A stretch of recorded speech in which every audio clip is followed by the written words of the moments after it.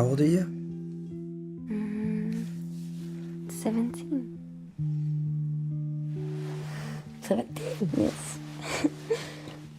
Like, soon. I fucking love Europe.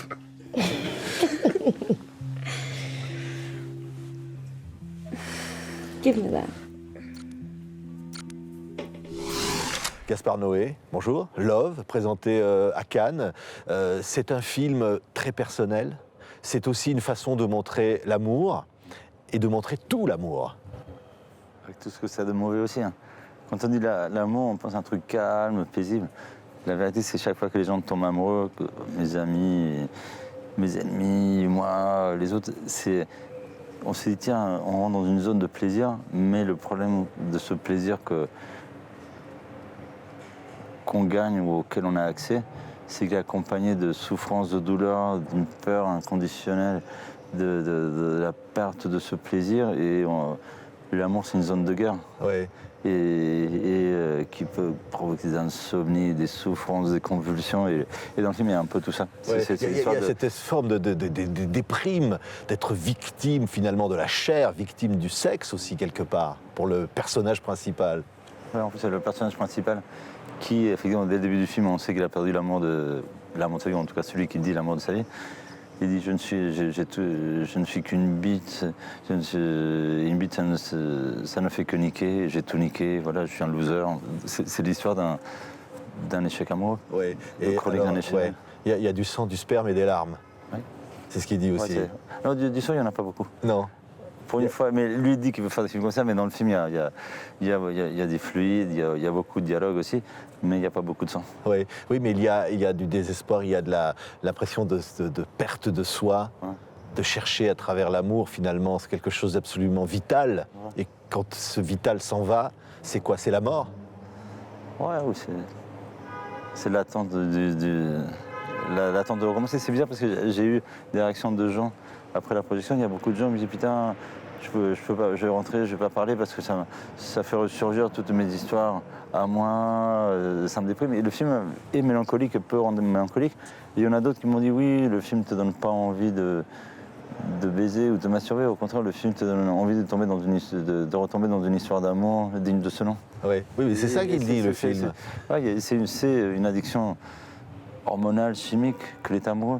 Quand on y était une fois et qu'on n'y est plus, on a toujours envie de s'y replonger tout en sachant qu'on y perd la tête. Quoi. Mais le film, il dit aussi l'amour, vrai, l'amour, c'est la vie. Il dit des choses comme ça, des choses toutes simples finalement. Ouais. Il dit ça, le film. Oui, les dialogues sont majoritairement improvisés, donc je ne suis pas responsable des choses que disent les personnages, l'un comme l'autre ou les troisièmes. Par exemple, même la séquence de Marvel, il est totalement improvisé par Marvel. Je n'avais pas écrit une ligne de dialogue, donc effectivement, après j'assemble les trucs, mais il ne véhicule pas ma parole. Oui, c'est assez autobiographique aussi. On y parle de Gaspard, on y parle de Noé. Bon. C'est pas autobiographique, mais disons que le contexte du personnage, c'est un contexte que je connais, que ça parle de mes potes, de leurs souffrances, ou de mes copines, de leurs souffrances, ou des choses que j'ai pu vivre, mais surtout, effectivement, quand tu vois la collection d'affiches de cinéma qu'a ce jeune étudiant de cinéma, c'est les affiches que moi j'aime et que j'achète, je suis collectionneur d'affiches, je dis voilà, si je devais avoir toutes ces affiches dans une pièce, et lesquelles, et voilà, j'ai sorti toute ma collection d'affiches. Oui, et c'est de dire aussi, et c'est ce que dit aussi le personnage qui veut faire du cinéma, et c'est ce que vous dites aussi, c'est qu'on pouvoir faire un film d'amour et de montrer du sexe aussi, et de le montrer comme on ne l'a jamais montré jusqu'ici. Mais surtout, c'est qu'on l'a vécu. Le truc, c'est pas, chaque fois qu'on voit des images de sexe ou d'amour, de rapports sexuels amoureux, aujourd'hui, essentiellement, c'est des images venant de ce genre qu'on appelle pornographique, qui est totalement conditionné, où les mecs ils sont plus musclés que des pompiers, où les filles ou les mecs ils ont des tatouages et ils ont systématiquement la chatte rasée.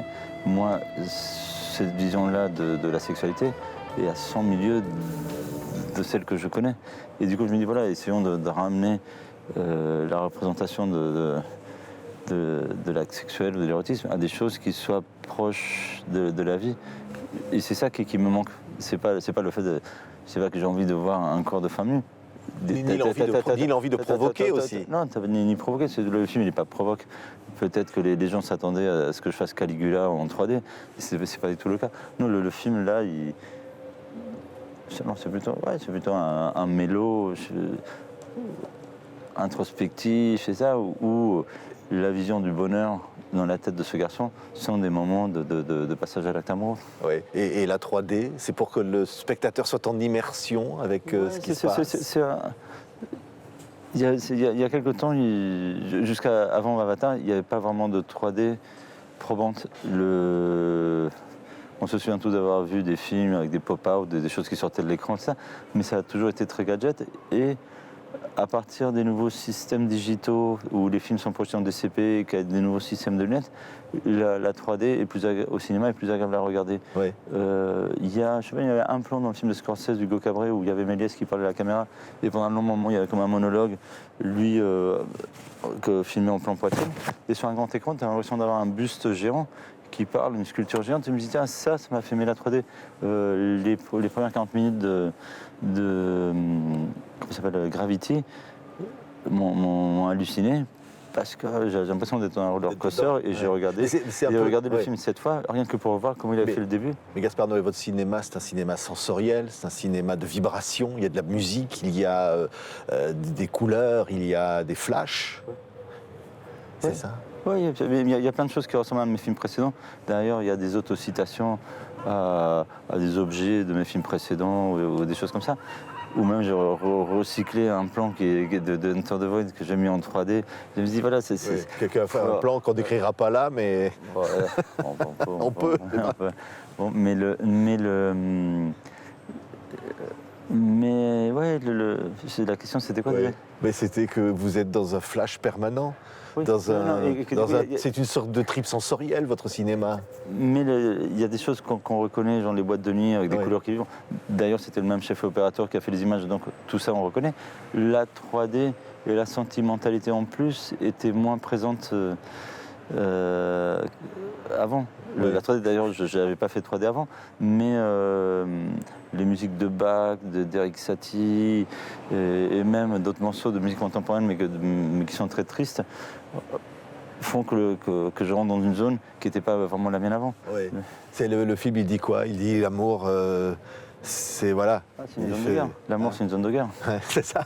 C'est pas une zone de paix. Quand on est seul et qu'on est déprimé ou pas déprimé, ça va, on gère son quotidien. Là, t'es dans une zone stable. Non, l'état amoureux, c'est une zone d'instabilité totale et de psychose. Merci beaucoup, Gaspard Noé. En tous les cas, Love, ça film événement. Vous avez vraiment un cinéma qui vous appartient, qui est vraiment exceptionnel. Merci beaucoup d'avoir été notre invité. Merci à vous.